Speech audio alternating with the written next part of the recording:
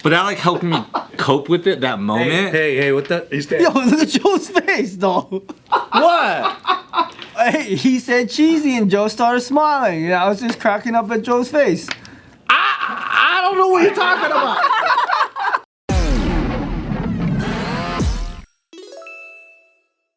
So there's a fan of ours. His name's Denny, and he had a good question. Hi, Denny's. And this is really him asking for legitimate help, Okay. which I think will be good because. So don't make fun of him. No. I think that's he's a fan, so he must enjoy. Okay. So make fun of him.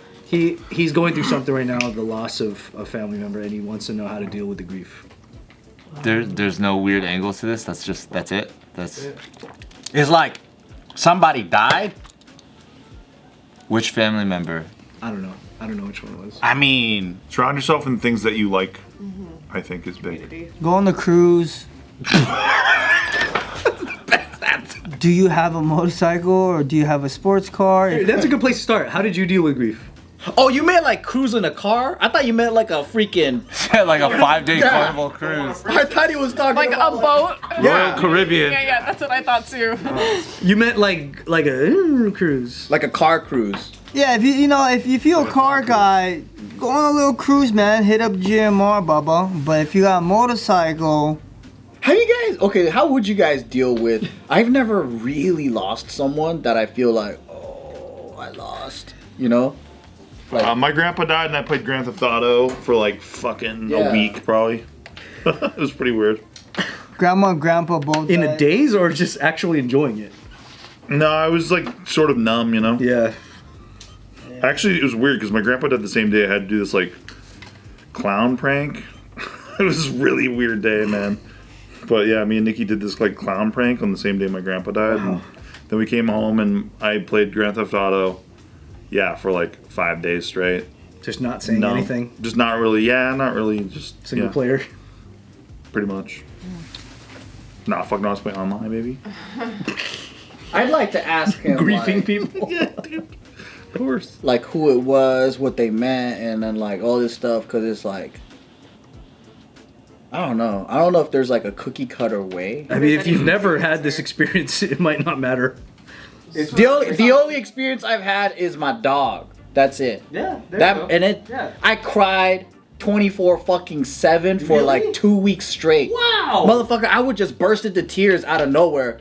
Like I would just be eating a taco and shit.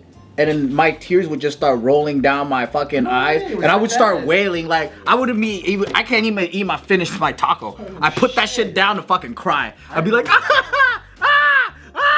and I'm like, all right, fuck this shit, and then I go back to. Damn, no, this is good. I didn't know that. This was maybe 2017 or something like that. I don't know, or maybe 2018, 16, 17. Man, no, like I fucking cried hard, like fucking every day. I would just wake up, and then I would just fucking cry and tire myself out from crying, and I'm like, you know what? I'm just gonna try to sleep this off, and maybe it's like a flu, right? You just keep sleeping, and then it won't hurt so much. So I would just binge sleep and shit, and it didn't fucking help, dude. Yeah. It just made it, yeah. Probably feels horrible when every time you realize it wasn't a dream. Nah, and my fucking dog would visit me in my dream and shit too. Oh. Every night, and so we're like playing in my dream, and it's real. And I wake up and I'm like, fuck, he died and shit. Yeah, and I was a full-grown adult, dude. Well, when was Crying like a little bitch for a dog. No, that's completely warranted. But how did it eventually, like, what was the turning point of it getting better? Just time? It's just time. Yeah. Like it's literally like there's no way. At least for me, I don't have good coping mechanisms. So like, if I want to fucking cry, it's gone. It's like, that's it. And I can't stop thinking about it. Did you have different stages of grief where like you became like, you know, people say like, before you really let go, like different things happen where you start to blame different things. You get angry about other elements. Like it's not just like one note. He hates coyotes to this day. I would say maybe the first week was like, man, fucking this, fucking that. But then the thing is, it happened when I was on vacation. Yeah. So then it was even worse because I wasn't even there. So I'm just like in a foreign place. Everyone's trying to enjoy themselves, and I'm just like miserable. And then like, but I don't want to fucking ruin it for everybody, right? Yeah. But then when I come back and then I'm like settling in and I'm just like, man, I just want to stop crying. I can't stop. Yeah. Yeah, it is just automatic. Yeah, there's your dog. Yeah. My dog passed when I was overseas too with the crew. Fucking sucks. Oh yeah, the dog that you traded for the thing, huh? Didi, Dodger Yeah. dog. Yeah. But how long were you sad for though? You know what's crazy? For me, well, one, when I found out when my sister told me via Mike's laptop on Facebook Messenger at the time, 'cause she couldn't get a hold of me, I left the hotel lobby and I went around the corner of the hotel. We were some like ghetto-ass city in China, and I just started bawling. Oy. And I was just like, I just had to like cry it out. And I think crying, honestly, when you have to, is better than not when you have to. Like you kind of need to get to that emotional depth and catharsis to like almost reel yourself back into like, okay, like you're all cried out, so you're just like, all right, let me. You need to feel the reality of it, and that helps. No, fuck And that. then I feel like I had to keep working, and ironically, I think that's helpful for my personality to like have to keep doing something. I think if I'm just like stranded to my own like thoughts and stuff, I might have been more saddened. Right. But because I had to keep working, I had to choreograph for like the next class and stuff like that. I ended up choreographing. This is cheesy as shit. I ended up choreographing to this like very soft fucking piano routine that you ended up doing a cover for our Culture Shock set, by the way. Which one was that? The Sam Smith one. No way! I didn't know that was connected in any way to your. Yeah, it was for my dog. I was like imagining my dog. So like there's movement and stuff where I'm dancing with the fucking spirit of my dog. I don't know. Oh no! But that like helped me cope with it that moment. Hey, what the? He's thinking about a Simpsons joke. Oh, okay. Yo, look at Joe's face, dog. What? When you said that, your face was cracking up, dog. Joe thought it was a little gay. in his head, that's all. Joe, hey, he said cheesy, and Joe started smiling. And I was just cracking up at Joe's face. I don't know what you're talking about. I agree that Joe's face said that. Yo, I'm serious. I'm not laughing at Ann. I was laughing at you, Joe. No, it's okay. I understand. He cried 24/7 for 2 weeks straight. Couldn't finish his taco. It's okay. We're coping, right? I did it. I admit it. It's a very cheesy way to do it. But that like helped me get through that moment. But I also realized that like when you busy yourself, it's like helpful to pass time. But if you don't like sit in it, it still comes back. That's a good point. I wish I had that. Like at least some balance.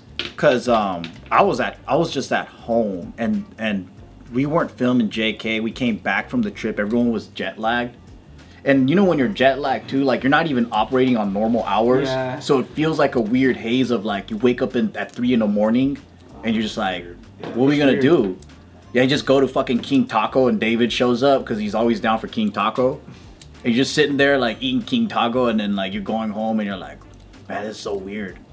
Yeah, that must be worse because you woke up at 3 a.m. where everything's quiet. Yeah, it's a weird, eerie like reality. Because it doesn't feel like time's moving either. Yeah. And then I mean eventually you get over it, but like I'm just not over it. Hey, for that fan, hey, just go to New York and go straight into Wall Street. It's gonna be so fucking loud and busy. You're not gonna have Oh, time. I was like, I didn't get a job. Become a Wall Street wolf for Wall Street. Yeah, what are we doing here? You know, just Yeah, I think keeping busy, Joking about it is good. joking about it is really good. Another thing that helped me is being around happy people. yeah. Cause like latching onto their vibes. Yeah, that's true. When my grandma died, Nikki kept on asking me how many grandmas I had, and that was my favorite thing. Cause she's like, how many grandmas do you have again? And I was like, oh yeah, I have none. And she's like, yeah, that's right. I still have my grandma. And I was like, that's true. Yeah, you got me. She just kept on doing that shit. Might only work for some personalities, but yes. Well, yeah, if that's your vibe, right? Like we like ball busting. So I that's feel our like vibe. you did that to Joe one time, a long time ago. I don't know what he did, but you responded with, how many dads do you have that love you? Oh yeah, for sure. Well, this guy was doing that to fucking Bart's Yeah.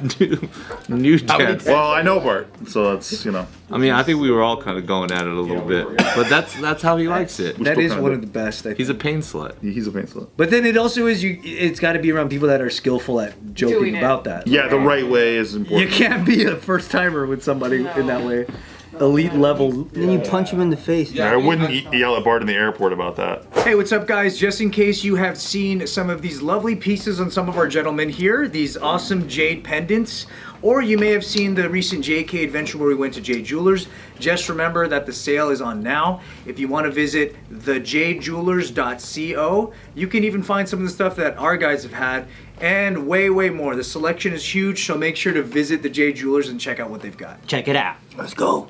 I think a good mix of keeping yourself distracted, but also giving yourself moments of intention to acknowledge it and reflect and be okay with whatever the sitting in the pain is, because like time's the healer. Yeah, let it hit you. You can't force it. You just Yeah, it does make. It's like a breakup in a way, in a fucked up way. It's like you know you're not going to see that person anymore, and that part of your life is gone. But I think one of my favorite things about like having known someone who's gone is like they're always corny with you, always, because you had so many memories of them. That's why you love them so much. Yeah. That's why you grieve them so much. So they never ever go away. They're always with you. It's just after you die, they're probably pretty close to gone. Yeah. I think like It's a good way of seeing it. Yeah. when it's fresh, the pain is still like ouch.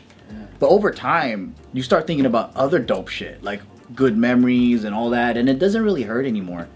And eventually it comes to the point where you're just like, yeah, dude, like, I mean, I miss them, it's sad or whatever, but it doesn't feel like, oh, I can't even fucking eat today because my chest and everything is all fucked up. I can't deal with it. You have to get through that threshold. Yeah. But like I think that's what they're doing is they're going through the suffering, and it's like, how can I speed up the suffering? And I don't think that's actually possible. It's like a purge. Like you have to purge your system of it, and then you have to recognize it, and everyone has different time frames of it. Some people they'll need a week, other people like need a whole fucking month or months. How long was the period for you where it was like the worst when you lost your dad?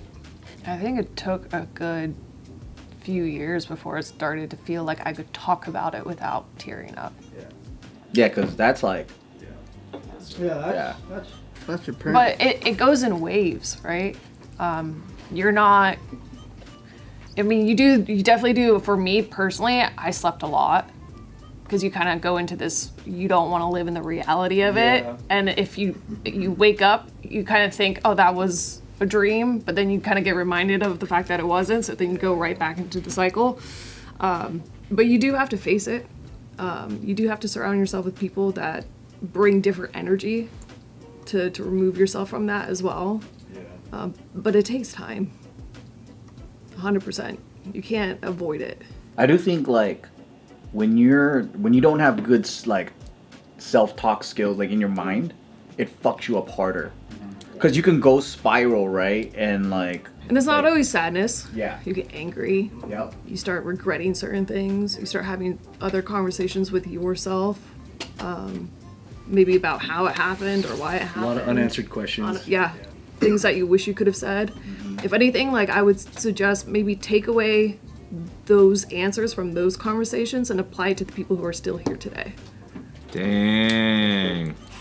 That was fucking righteous. I think that's a really good one because then it's actionable. And that, I realize like whenever I'm in a rut, when I can do something, that it brings kind of power back to me. Yeah. So if I could solve a problem or like, oh yeah, maybe I couldn't do this to this person because they're no longer here, there's still people that love me I can apply that to.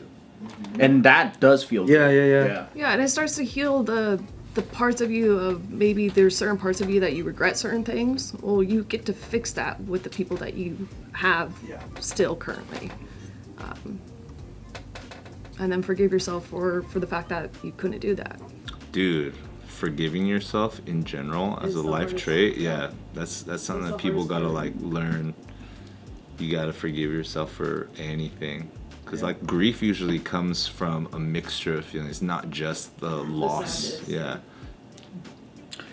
A thing that really started helping me out from like the monkey mind shit is actually writing. So like if I have a thought that's spiraling away that I don't want it to go, I'll write it down in a concise way and I'll argue that. So I have to be my own lawyer. Yeah. Because it's like, if you, like, let's say I made a mistake and I'm beating myself up Yeah. for it, right? And it's like, yeah, you can recognize that and not be in denial of it. But then now you have to, like, do the work of, all right, how did you learn from that? Countering yourself. Because, like, it's so easy to just be like, oh, I fucked up there. I just keep fucking that up. There's no hope. I can't, learn or whatever. But a lot of people do this where you spend hours in that time. And I realized, like, oh, fuck, like that's a lot of hours of talking shit to yourself. Yeah. So it's like, Right, that can't be good. yeah. So, like, it kind of sounds lame, but maybe try writing. And then, like, I found out, like, half of people don't have that inner voice in their mind. Internal dialogue. Yeah. So, like, writing helps because you can work your thoughts out on something. Yeah. Yeah.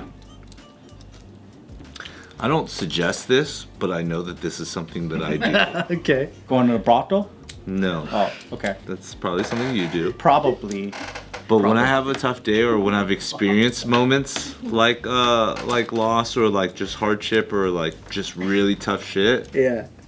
I will get my drink on. Oh, okay.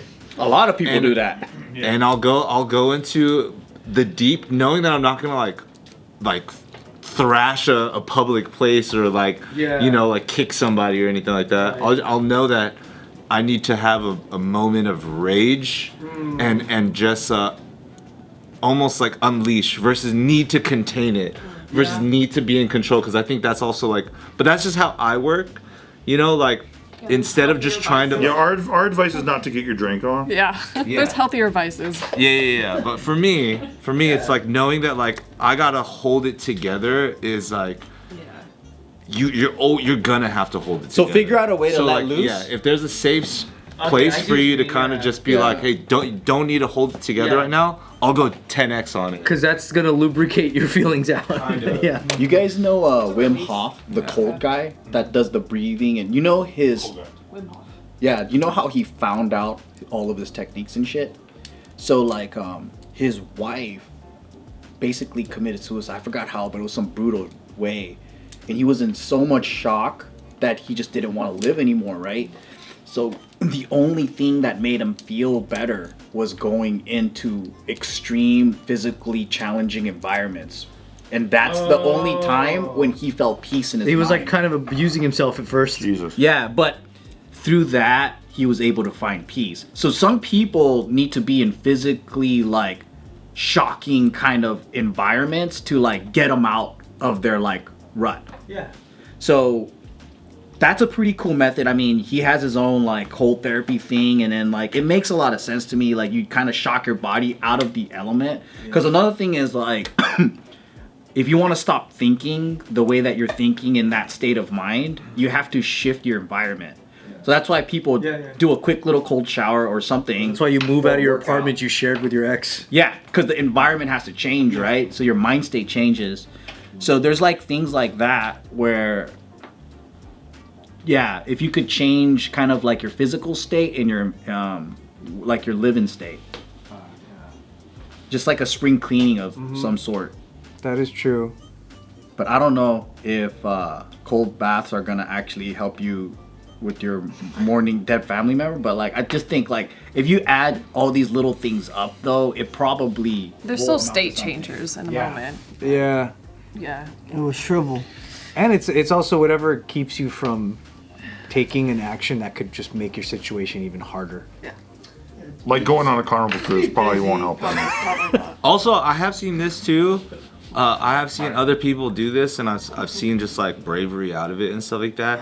But like, of course, like when a family member passes, it's like every family member is hurting, and then some people just kind of hurt more than others. So you'll see, like, hey, I know you're hurting too, but because somebody's hurting more, it's like easier to Be stronger for them. be stronger for them. Yeah. Oh, okay. And so like maybe somebody else in your family is also like going through pain too, but instead of just feeling like you're going through some pain by yourself, like share that with another person, and maybe you can be strong for each other. That is actually really nice. Or go on a carnival cruise. Yo, watching old people do YMCA every 3 hours is pretty hilarious, and that's a Princess Cruise. That would be fun. They just bust out YMCA like randomly, and then the whole boat stops to do it. You got to do it. Even if you're carrying stuff, you just got to drop it. You gotta break all the glasses. It's a rule. Yeah. So man, good luck with it. Hopefully, Rooting for you. find your way. Time above anything else. Watch, she comes back and goes, "Yo, Anthony, thanks for the advice, man. I'm an alcoholic now." And Hey, honestly, Yeah. this video takes so long to come out. It'll probably be better by the time you. His next question is, how do I get out of being an alcoholic? How do I quit Hennessy?